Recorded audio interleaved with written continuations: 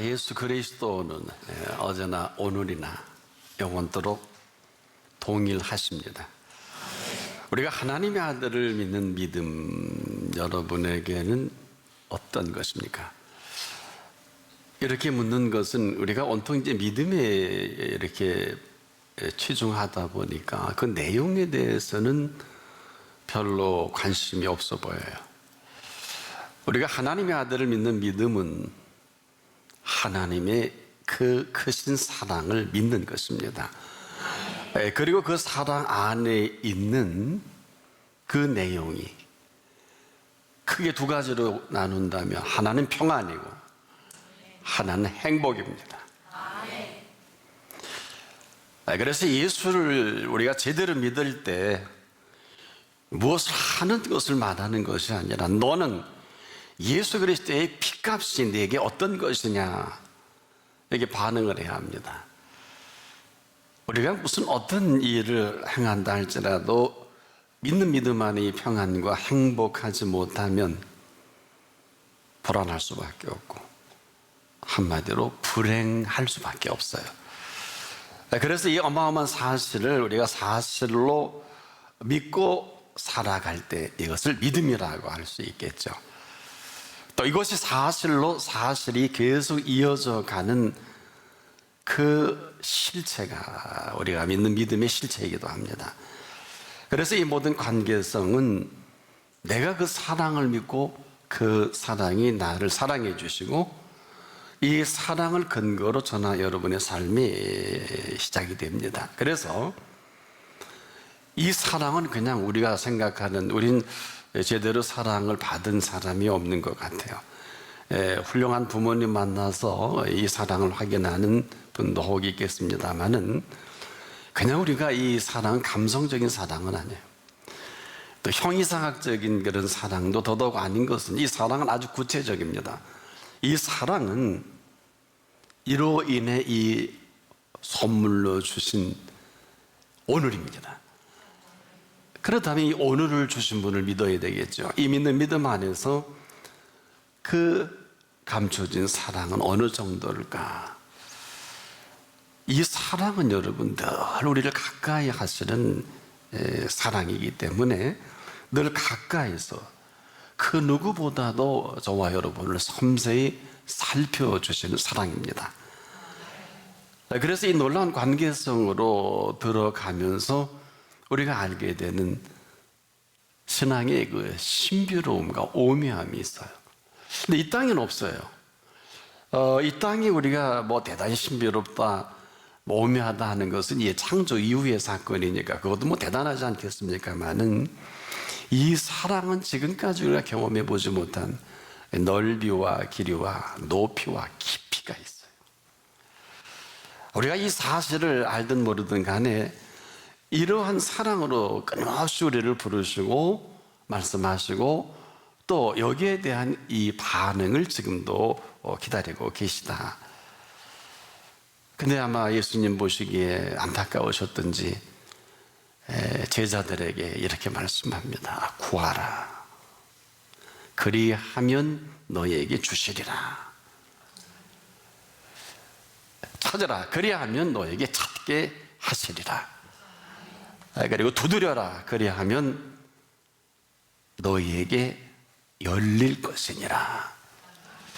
근데요, 이렇게 말씀하시고 나서 긴장한 건 예수님이에요. 여러분, 이 정도가 됐으면 구하고 찾고 두들기는 문제는 알아들을 수 있고 또 그렇게 하면 되는데 아마 제자들을 보니까 아니셨던가 봐요. 그래서 조금 더 구체적입니다. 얘들아, 구하는 이마다 얻을 것이요 찾는 이가 찾아질 것이요 두드리는 이에게 열릴 것이니라. 아마 그런데도 반응이 없었나 보죠.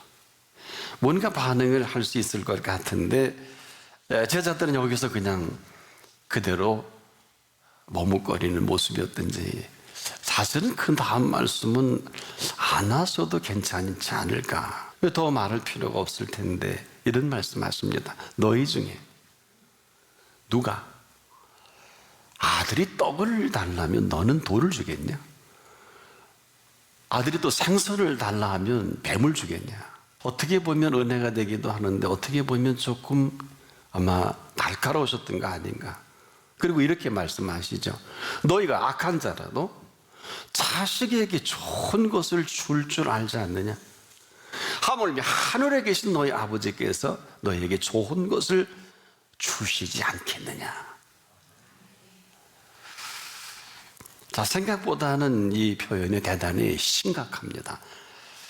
언제나 그렇듯 듣고 지켜만 보는 이 제자들, 그럼에도 이 말씀을 하신 이유가 뭘까요? 이 말씀 이전과 이후로 나뉘게 됩니다. 지금까지는 제대로 구하지도 않았고 찾지도 않았고 두들리기도 않았다면 이후로 이제 너의 모든 삶의 그 여정, 이 삶의 로드맵은 이렇다. 구하라. 그리고 찾아라. 그리고 두드려라. 그런데 끊임없이 구할 때 우리는 정확히 물을 수 있게 되겠죠. 그러면서 이것은 구하는 것만이 아니라 우리가 길을 모를 때 구합니까? 묻게 되죠. 마찬가지로 우리가 살면서 지금도 할 수 없는 일들이 얼마나 많아요. 제자들도 그랬을 것입니다. 그런데 예수님 보시기에는 아마 이 선을 그어놓지 않으면 제자들은 늘 엉뚱한 거 구하고 엉뚱한 데 찾아다니고 또 엉뚱한 데 문을 두드리다 인생을 끝날 것 같았던 것 같아요. 그렇다면 오늘은 어떤 날입니까? 이 말씀을 하신 날도 그렇지만 저나 여러분에게 오늘은 새날입니다. 그런데요, 이 새날은 아무나 살 수 없어요. 이 시대에 모든 지식을 안고 또 모든 능력이 있고 재물과 모든 지위가 있다 할지라도 어제까지는 맞습니다. 그런데 오늘은 새날입니다. 오늘을 살기에는 전혀 맞질 않아요. 어제까지의 모든 지식과 경험은 어제로 족합니다. 오늘은 어떤 날입니까? 새날입니다. 조금 생각 깊은 사람들이 이 문제를 예수께 물었죠. 내일, 그러니까 예수님이 막았어요. 내일 일은 내일 염려하거라. 너 괴로워서 얘기하는 건 내가 다 아는데 한날의 괴로움은 그날의 족하니라. 굉장히 생각이 많았을 것입니다. 누가 뭐래도 오늘은 새날입니다. 근데 이 새날은 새날을 주신 분께 물어야 돼요. 여러분, 우리가 어제같이 오늘을 맞이하면 어제와 같은 사람입니다. 어제 하던 일을 오늘 또 한다면 아마 내일도 그렇게 할 수밖에 없을 것입니다만은 새날은 그런 날이 아니라 이 새날은 새날을 주신 분께 묻고 살아가야 합니다. 그런데 이 새날을 왜 물어야 될까요? 여러분, 이 말씀을 도대체 누가 한 것인가를 우리가 잊어서는 안 됩니다. 이 말씀은 예수님이 하신 말씀입니다. 그분은 창조주입니다. 그분은 전능하신 분입니다. 그렇다면 얘기가 전혀 다른 얘기입니다. 왜 이 말씀을 하셨을까요? 예수님은 제자들도 아마 알았을 것입니다. 일찍이 새벽마다 감람산에 매일 습관처럼 새벽에 기도하셨어요. 왜 하셨을까요? 새날이기 때문에. 어제 하나님의 일을 마치고 오늘은 하나님께서 준비하신 그 새날을 물었던 겁니다.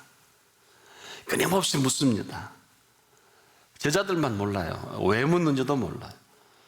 아마 인류 역사의 최초의 새벽 기도가 제대로 그리스도인에게 소개된 한 모습이 아닐까. 왜냐하면 여러분, 오늘에 되어질 일을 아무도 몰라요.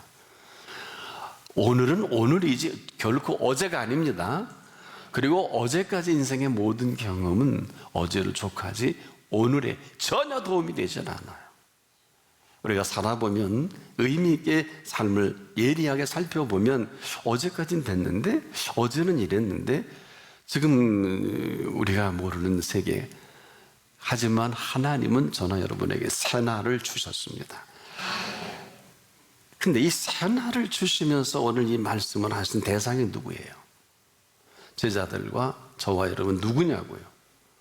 하나님의 자녀입니다. 이제 문제가 달라지는 거예요. 하나님의 자녀는 하나님의 자녀로 살아가는 게 맞다.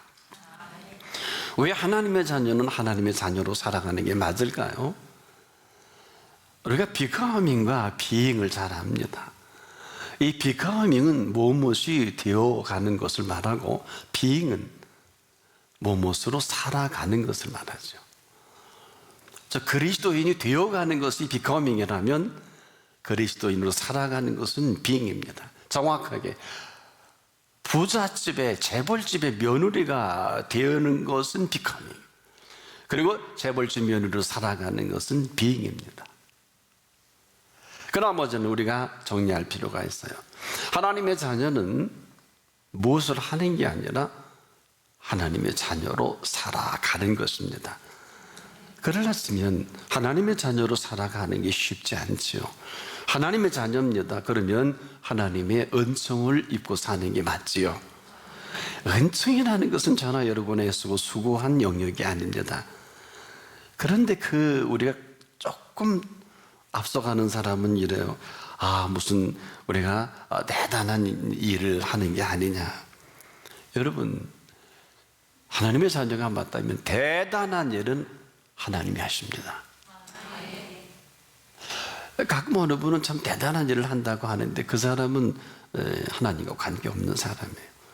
하나님은 대단한 일을 하시는 하나님이시고 하나님은 대단한 일을 하시는 분이십니다. 그럼 저나 여러분은 바로 그 일이 심부름꾼이에요. 심부름꾼은 마음대로 심부름하는 게 무슨 의미가 있어요? 누구의? 하나님의 심부름꾼은 그분의 인도를 받으면 끝입니다. 가라면 가고 오라면 오고 하라면 하면 되는 것입니다. 지금도 모든 일은요, 하나님 혼자 행하시지 않고 저나 여러분을 통해서 일하십니다. 그리고 그 나머지 모든 것까지라도 그분이 책임을 지십니다. 그래서 참된 그리스도인은 그리스도께서 시키시는 것만 하면 됩니다.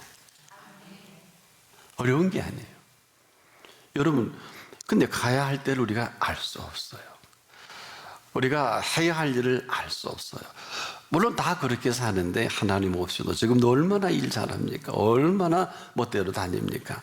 또 오고 가고 하는 거 마음대로 하다가 인생의 마지막에 땅을 치고 슬피우는 게 인생이에요. 얼마나 억울해요. 돈도 많이 벌고 위치도 높고 세상 지지도 다 섭렵했는데 그렇게 통하는 사람들 저 주변에도 많아요. 저럴 필요가 없는데 무슨 얘기입니까? 그냥 여러분의 위상에서 여러분의 위치에서 그분의 인도만 받으면 되는 것입니다. 하나같이 잊어버리지 말 것은 저나 여러분이나 심부름꾼이에요. 내가 만약에 열심히 준비했다고 하면 내가 그 모든 책임을 져야 할 것이지만 하나님의 인도가 있다면 이것은 대단한 일이고 할 만한 일이고 그 일의 결과까지라도 제게 책임질 이유가 없어요. 이것은 저 구체적으로 말씀을 드린다면 할만하게 우리에게 은혜를 주신다. 하실 일들을 우리에게 먼저 말씀해 주신다. 이유는 뭘까요? 하나님의 자녀된 권세입니다. 왜일까요? 왜일까요? 사실 여러분 어떤 관계 하지만은 이보다 중요한 관계성은 없습니다. 자, 우리가 한번 정리해 본다면 이런 것입니다. 부모가 어떤 분입니까? 부모는 자녀의 시작과 마감입니다. 우리 부모님을 통해 저나 여러분이 이 땅에 생명의 잉태의 복을 얻으신 그분들이 그 태를 통해서 우리가 이 땅에 오게 된 자녀지요. 시작이 그렇고 과정이 그렇고 그 결과까지도 사실은 부모의 그늘 아래, 부모의 영향력 아래 있는 것이 전부다.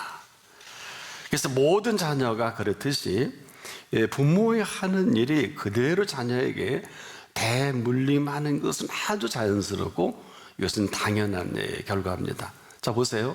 의사 부모 아래 의사 나와요. 법관 부모 아래서 법관이 나오는 건 아주 자연스러운 일입니다. 뭐 행여 그렇지 않을 수도 있겠습니다만은 무슨 일이든지 이 부모는 자녀의 모든 시작이고 마감입니다. 이 영향력을 벗어날 수가 없어요. 이게 부모입니다. 그래서 우리가 아무리 자식이 대단해도 그 어머니와 아버지의 그 이상 그 이하도 아니다. 그런데 이 사람들이 이렇게 얘기하면서도 사실 아는 것 같아도 사실 그렇지 못한 것을 발견하게 됩니다. 자, 그렇다면 여기까지 우리가 같은 흐름의 얘기를 하면 하나님의 자녀는 어떨까요? 제가 말씀드린 부모님도 하나님의 자녀고 부모님의 자녀도 하나님의 자녀라는 이 사실은 뭘까요? 여러분, 하나님의 자녀라는 이 사실보다 우선하는 일은 없습니다. 자, 하나님의 자녀라는 이 사실 헤아려 지금도 이 순간도 마찬가지예요. 모든 일은 하나님의 자녀로부터 시작하는 이유가 있어요. 왠 줄 아세요? 하나님은 그 어떤 일을 시작하든 과정하든 나감하든 하나님의 마음을 다 빼앗아 버리는 것이 하나님의 자녀예요. 부모의 마음을 다 빼앗아 버리는 게 이 세상의 자녀이듯이 마찬가지입니다. 때문에 더 분명히 말씀을 드리자면 하나님은 아버지 하나님으로서 온통 지금도 우리에게 집중하고 심혈을 기울이시고 마음을 쏟아서 일일이 보고 듣고 계신단 말이에요. 그런 분이 아버지 하나님이시란 말이에요. 어느 정도일까요? 그분은요, 온 세상을 다 주고도 자녀와 안 바꿔요. 하나님은 아버지 하나님이기 때문에 온통 마음을 자녀에게 다 빼앗겨버린 아버지 하나님이 하실 일이 뭘까요? 이래서 심각한 거예요. 상천하지의 모든 그 어떤 것보다 우선하는 게 그의 자녀입니다. 근데 우리는 그렇지 않잖아요. 여러분이 더 잘하지 않습니까? 그분은 온통 안전하서나 우리 뿐인데 우린 안전하서나 엉뚱한 생각하고 엉뚱한 꿈 꾸고 내 야망과 욕심과 탐욕과 이생의 자랑과 육신의 정욕과 안목의 정욕에 푹 빠져버려. 이제 우리 말만 한다면 이런 것입니다. 하나님은 여전히 우리이신데 우리는 온통 우리에게 주신 것에 빠져버려서 변하지 못해요. 이게 심각한 겁니다. 보세요. 자녀를 주셨는데 이 자녀를 잘 키워야 되겠다고 하나님한테 기도하면서 이 키우는데 한 세월 다 보냅니다. 잘 키웠을까요? 아주 틀린 것만은 아니지만 그렇다 할 수 없는 게 본인이 알잖아요. 무슨 얘기일까요?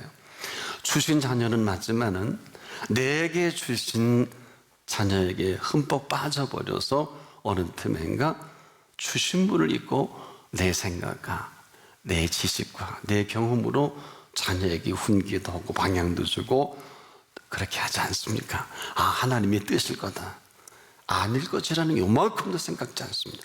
주신 자녀는 맞지만 어느 틈엔가 주신 자녀를 어려서부터 내 마음대로 내가 세팅해서 키운 거예요. 내게 잘 세팅되어 키워왔기 때문에 이 자녀를 하나님의 자녀라 할 수는 없습니다. 어쩌면 불가능할지도 몰라요. 워낙 철저하게 어머니에게 세팅이 되어 있기 때문에 어머니에게는 좀 괜찮은 자녀예술론전 홍보를 하도 하나님의 자녀로 살아가는 것은 참 어려운 정도가 아니라 불가능할 것입니다. 저는 가끔 이런 말을 들을 때가 있어요. 아, 목사님, 자녀들이 너무 말을 안 들어요. 안타깝게도 너무 오랜 병입니다. 초기에 바로 잡았어야 되거든요.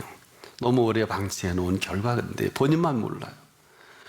여러분, 원래 자녀는요, 본시 어머니 말을 안 듣는 아이가 아니라 너무 말을 잘 듣고, 어려서 키워보셔서 기억하십니까? 아이가 아짱아짱거리고 말할 때 엄마 이거 뭐야? 뭐 끊임없이 물어요. 그러다 어머니가 잊어버리고 귀찮으니까 야, 자꾸 묻지 마. 나중엔 어떻습니까? 야, 너 그러지 말고 시키는 것만 하고. 이렇게 아이를 윽박지르고 핀잔으로 잡아버립니다. 이렇게 양육받은 자녀가 말을 들을 택이 없지요. 이 비정상을 정상으로 만들 수 있을까요? 아주 불가능하지는 않을 것입니다만은 이렇게 오랫동안 방치해 놓은 것은 조금 더 생각하지 않고 이제 와서 그 세월을 되돌릴 수 있겠습니까? 혹 참작이라는 게 뭘까요? 정상은 참작이 될 수 있을런지 혹 몰라도 오늘은 어떻습니까? 이런 자녀가 살아가기엔 이 오늘은 너무너무도 대단합니다. 우리가 알든 모르든 인정을 하든 인정하지 않든 오늘은 새날이기 때문에 그럼에도 불구하고 이 새날을 오게 하신 분이 준비하신 세계가 있어요. 이것을 어려운 말로 여호와 이레다. 하나님의 자녀는 여호와 이레에 그 준비하신 삶을 살아가는 것을 말합니다. 하나님의 자녀가 아닌 사람이 여호와 이레 없어요. 이것은 하나님의 약속이기도 합니다. 완연하게 다른 거예요. 그래서 세상 윤리에 아주 대단한 사람들은 대통령도 왕도 하고 뭐 노벨상도 받을 수 있을런지 모르겠습니다만은 천국의 윤리로 살아가는 사람은 이런 상과는 전혀 관계없어요. 상을 얘기하나 치면 생명의 면류관입니다. 이 땅을 사는 동안에 주거천당이 아니라 하루를 살더라도 천년을 살아도 맛보지 못하는 이 신비롭고 오묘한 여호와 이레의 시간을 맛보고 사는 사람입니다. 이게 새날이에요. 이 순간에도 저보다 더 여러분에게 집중하고 또 살피시는 분이 아버지 하나님이에요. 알고나 믿으세요. 여러분에게 있어서 믿음은 어떤 거예요? 믿음은요, 세상에 전쟁이 나고 뭐 바이러스가 창궐하고 그래도 평안한 거예요. 그리고 행복한 거예요. 왜? 예수님 말씀을 빌리면 내가 너에게 평안을 끼치노니 나의 평안을 내게 주노라. 너는 마음에 근심도 말고 염려하지도 말라. 여러분, 예수님이 주신 평안은 세상에서 환난을 당하나, 환난이 여러 모습이죠. 담대하라. 내가 세상을 이기었노라. 이게 평안이에요. 오늘 죽을 바이러스에 걸린 사람도 이 평안은 죽일 수가 없어요. 왜 그럴까요? 영역이 달라요. 이것을 적나라하게 시편 91편에 보면 지존자의 은밀한 곳에 거하는 자는 전능하신 자의 그늘 아래 거하리로다. 재앙이 가까이 하지 못하리로다. 이것은 세상 의사나 간호사가 지켜주지 못하는 쾌요에 재앙이 가까이 못할 이 권세와 능력을 지닌 분은 예수님밖에 없어요. 여러분, 정확히 우리나라 현재 7,000명의 감염자와 50명의 사망자가 나왔는데 이것은 0.69%예요.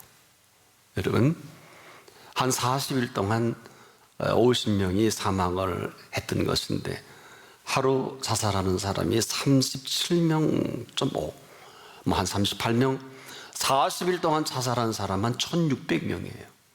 하루에 우리나라 자연사와 함께 죽어져가는 기록된 것만, 그렇지 않은 사람도 많겠지요. 하루 700명씩 죽습니다. 저는 이것을 죽음에 이르는 병이다 이렇게 볼 수 있어요. 그러나 죽음에 이르는 병을 두고 예수님이 예수를 믿는 사람에게 이렇게 설교하셨거든요. 무릇 살아서 나를 믿는 자는 영원히 죽지 아니하리니 이것을 내가 믿느냐? 네. 이거 믿지 않으면 아무것도 아니에요. 여러분, 지금 제가 이렇게 말씀을 전하지만 하나님이 들으십니다. 왜 그럴까요? 저나 여러분이나 인생의 고백이 전부입니다. 가장 큰 죄, 씻지 못할 죄를 짓는 것도 심각하지만 가장 큰 죄, 씻지 못할 죄를 지은 좌우평강도를 할지라도 가운데 계신 예수님만 제대로 만나면, 마지막 숨 넘어가기 전에 고백만 똑바로 한다면 오늘 내가 나와 함께 낙원에 있으리라. 이게 복음이에요. 이게 복음이에요. 여러분은 어디 있어요? 이 어마어마한 사실에 우리 인생의 첫 시작이 이 새날을 준비하신 그분 앞에서 이제 오늘을 선물로 주신 그분 앞에 사랑의 요청을 하는 것입니다. 사랑해서 불렀을 때 내가 너를 얼마나 사랑해서 많은 걸 준비했는지 이제 나한테 좀 고백을 한번 해보지 않겠냐. 이게 구하라예요.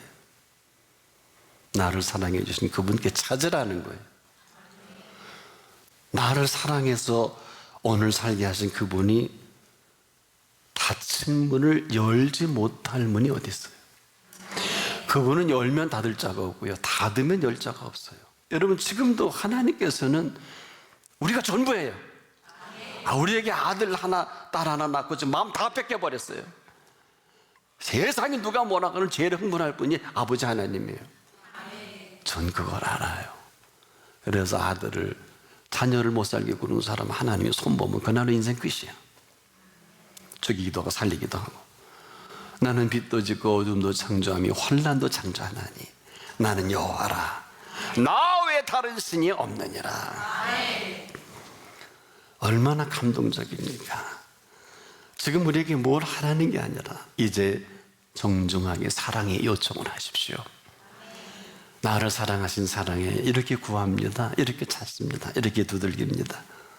이제 분명히 주님 속상해서 말씀하셨지요. 너희 중에 약한 자라도 자식에게는 좋은 것을 줄 줄 알거든. 하물며 하늘에 계신 너희 아버지께서 좋은 것을 주시지 않겠느냐. 저는 이 말씀을 믿습니다.